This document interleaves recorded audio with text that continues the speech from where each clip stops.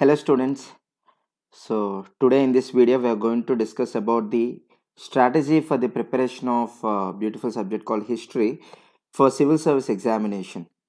So it's worth discussing about this strategy for the preparation of this history because um, we have certain common questions regarding this history preparation in civil service examination, like you can see on the screen.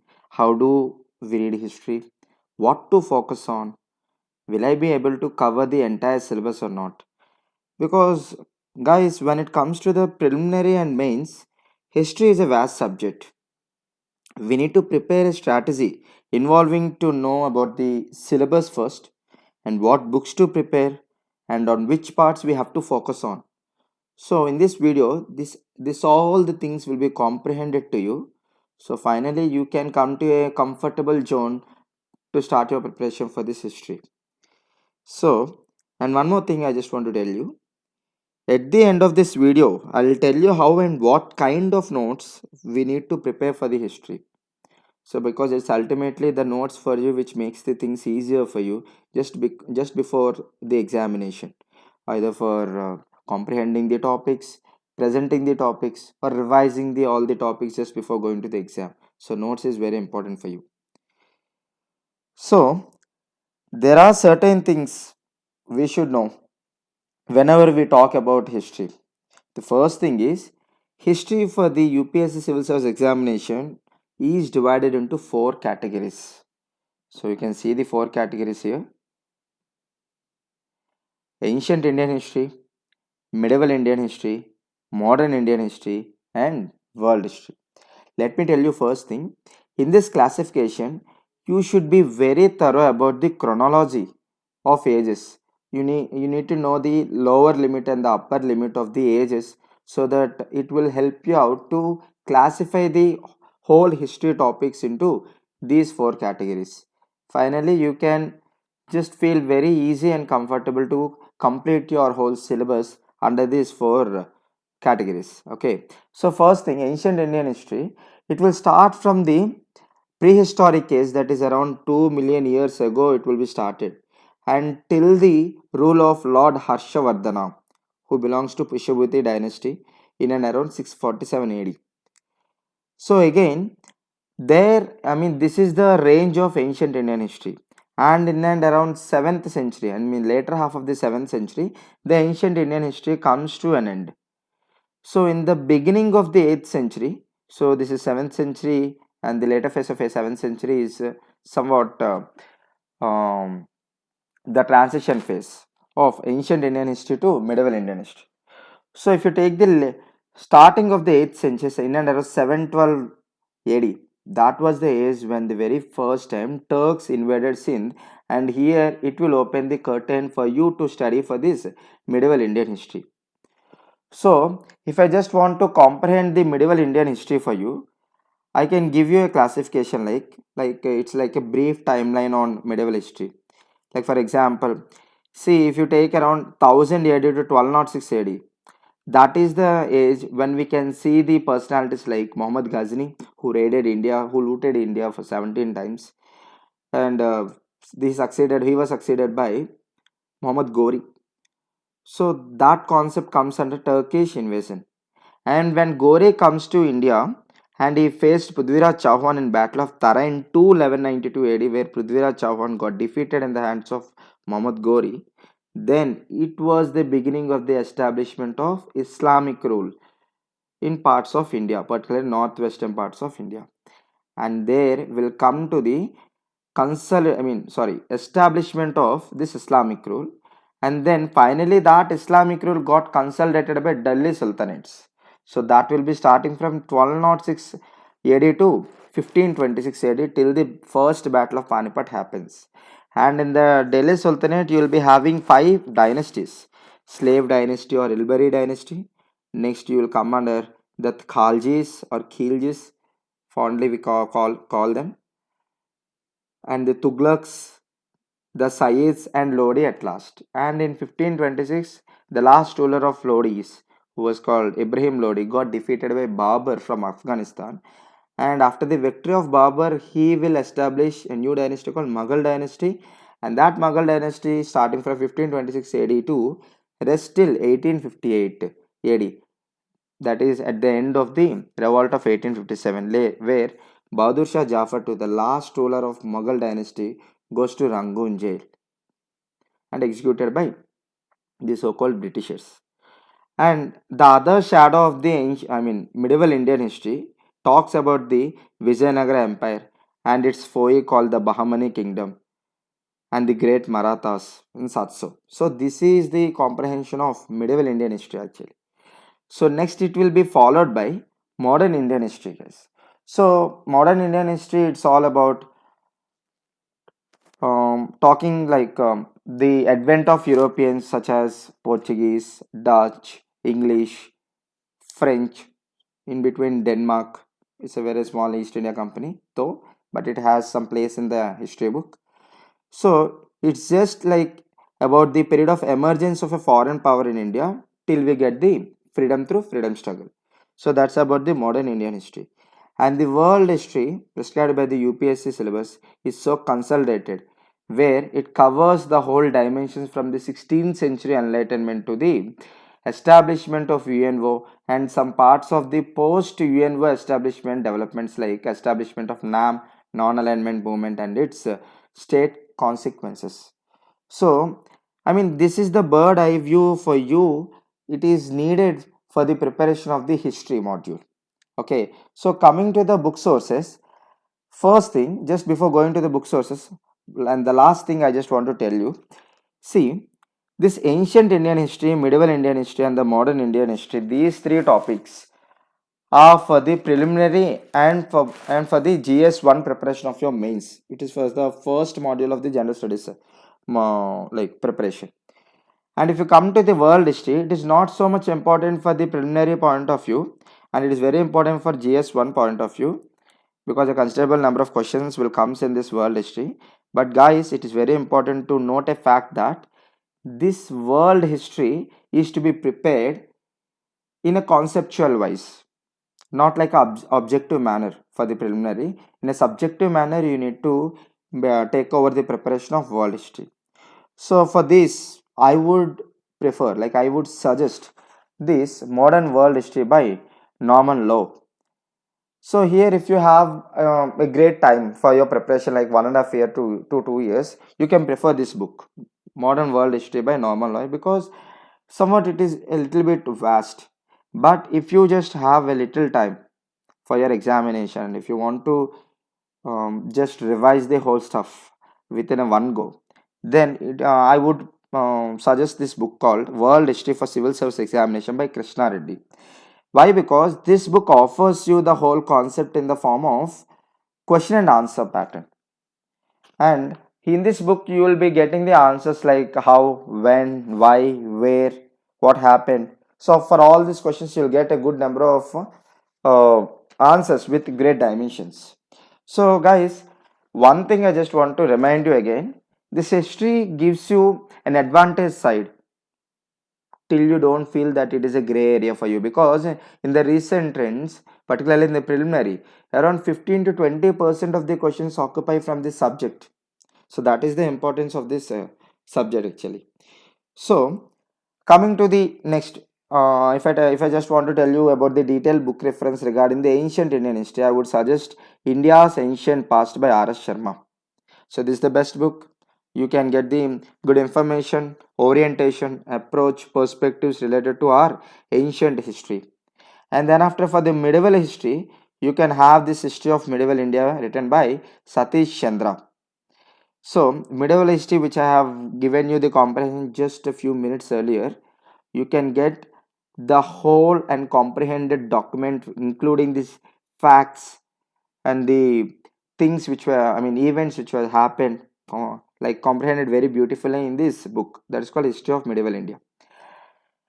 And in this place, if you want to skip these two books, if you want to skip this India's Ancient Past and History of Medieval India, I would suggest you to have this book, have a look on this book that is called Ancient and Medieval India by Poonam Dalal Dahiya, which is a very beautiful book which covers the syllabus of whole ancient and medieval India. And Madam Poonam Dalal Dahiya have highlighted the perspectives in a very classified manner of every subject. For example, in this book you will be getting uh, like a chapter name, and under that you will be having different side headings like social life, religious life, economic life, political, administrative things. All those have been classified in such a beautiful things, and respective to that side headings we have a lot more information, perspectives too. So it is a very best book in place of both the ancient and medieval history by R. S. Sharma and Satish Chandra respectively. And if you ask me for the modern history, which is a very important module in this history subject, I would suggest the famous Bipin Chandra's India's Struggle for Independence book for the subjective reading. But if you have less time, if you just want to comprehend the whole modern history in a single go, then I would suggest this book called Spectrums, A Brief History of Modern India, which is a very good book for you regarding modern India for your preliminary preparation. But if you want to make out good mains answers regarding this modern India, then I would suggest to give a reading of Bipin Chandra's India's Struggle for Independence. So, fine. What to focus on, like which of these categories or modules we need to focus on. First thing is, guys, the nature of UPSC civil service examination is highly unpredictable. So skipping an entire portion or entire module is actually a very bad idea, and that should not be your thing. So my suggestion is, don't skip any part, but one thing, stress your revision in some categories like which are trending, which are like which have place in the recent papers, like for example modern history, art and culture, where these days we are seeing the questions, number of questions from these parts. Okay, so and the very important thing next one is, you need to focus on terms, because see, focusing on terms will give you two advantages. First advantage is, you can comprehend the subject with a good command. You can develop the vocabulary of these terms, and you can use this vocabulary to be precise in your answer. First advantage. Second advantage is, a good number of questions have been asked on the basis of with reference to ancient India. Which of the following statement explains the word called kaivalya, for example? So you'll be given four options, and you need to point out, I mean identify a good best answer out of the four. So, like for answer, coming to the answer, Kaivalya is the enlightened state who were the followers of Vardhamana Mahavira. That is, for the followers of Jainism, if you just acquire good number of knowledge, finally you will acquire salvation. And the concept of salvation in the Jainism is called Kaivalya. Whereas in the Buddhism, it will be called as Nirvana. And in our so-called Brahminical religion or in Hinduism, we will be calling it as like moksha. It's all about salvation. So in such a way, you need to focus on terms. And for example, you have some chaitya term. It's a knowledge center. Like we have chaitya and vihara. Chaitya is a knowledge center, particularly in the cave architecture you'll be getting. Caves have been carved out into two complexes. That is, one is chaitya and second one is vihara. Chaitya is for knowledge center, and vihara is for residential purpose or meditation purpose by the Buddhist and Jains monks. Next is Visapati. Vis is a village in the later stage of Vedic culture, that is later Vedic period, whereby the head of the village called Vish is called Vishapati, and Kaivalya I told you, and Brahmadaya. Brahmadaya is a concept which belongs to the Satavahana age, guys. So in the during the Satavahanas, these Satavahanas used to donate the lands to the Brahmin priests, and those were called as Brahmadaya. So this is the core area you need to focus on to get the advantages which I told you.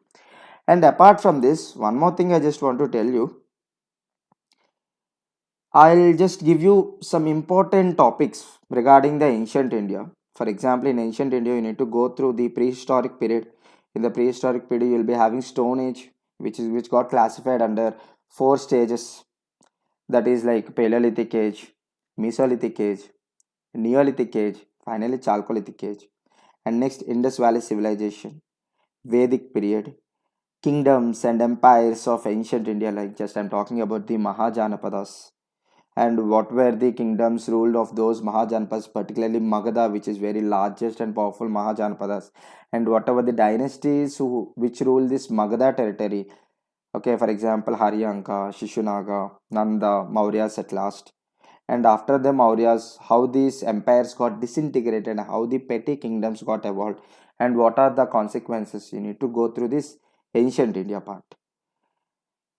And next, it's very importantly, if you come to the medieval India, guys, you need to go through religious movements in the medieval India, because there is a pressure from the external force like establishment of Islam in our country, which is somewhat a very new religion to us, and it has triggered some religious movement among the established religions. So you need to go through the three religious movements, and from that you will be getting a good concept called Bhakti movement and Sufi movements. Next, rulers and the reign. Like you need to talk about the rulers like Muhammad Ghori, and then after Delhi Sultanate rulers and famous personalities like Muhammad bin Tughlaq Naik. The very firstly, you need to talk about Qutbuddin Aibak, then Iltutmish, Alauddin Khalji, Muhammad bin Tughlaq, Firoz Shah Tughlaq, Ibrahim Lodi, and then after some rulers of Mughals, starting from the Babur, Humayun, Akbar, Jahangir, Shah Jahan, Aurangzeb, and the later Mughals. So these are all the rulers, personalities you need to focus upon. You need to take your orientation towards that in this medieval India. And finally, art and architecture is a very important concept in this medieval India, where a good number of questions will be asked in this module regarding art and architecture. Coming to the modern history, guys, so as I told you, it is just about the period of emergence of a foreign power in India till freedom struggle. So, first thing, I'm just telling you, we can divide this modern India into six subheadings, six topics. First is rise of foreign power in India, means advent of Europeans and how the Europeans got fought among themselves, and finally British how it got, how it became the sole competitor for the establishment of political and economic power in India, and how these Britishers have conquered India. So that is like second topic. It will come under the second topic, like emergence of East India Company and related events, and British takeovers and reactions from Indians.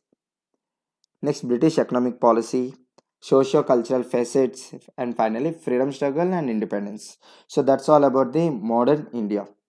So these are the things you need to, this is the view actually. You need to keep it in your mind regarding the history preparation. And finally, I just want to give you two tips regarding notes making, which I just told you in the introduction part. So tip one, it is for the making of notes for preliminary point of view. So you need to classify the topic on the question tags like what, where, how, why, and when. So then you need to just fill out with the information regarding that, and it will be useful for the quick revision for the preliminary purpose. And coming to the second tip, it is for the mains purpose. The mains purpose is, see, I just want to tell you one thing. I'll take an example to explain this clearly. Like if you take an event, for example, Battle of Plassey 1757, which is a modern Indian history concept.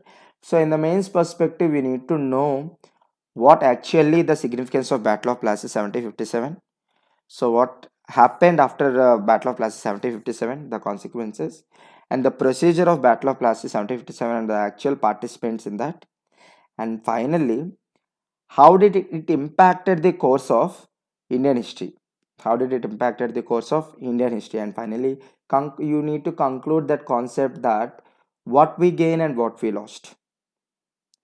That is the thing you need to just focus upon regarding the building up a good mains answer. That may be in 150 words or 250 words. So for this, you need to comprehend the facts, and you need to organize the facts expressing a particular like perspective, particularly your perspective, so that you need to give your perspective on the sheet of white paper, and you need to make the examiner to have a look regarding your personality. And your remember one thing, your mains answer sheet is the expression of your personality for the examiner. So that is the important point you need to take a note of. So this is everything about the history preparation. And one more thing, guys, This video is also useful for the aspirants who are preparing for the history as your optional. It's a very good optional. So this is everything in today's video, and let's meet in next video with there's some interesting topics on that regarding history. So do follow me, stay tuned, and all the best for you. Thank you.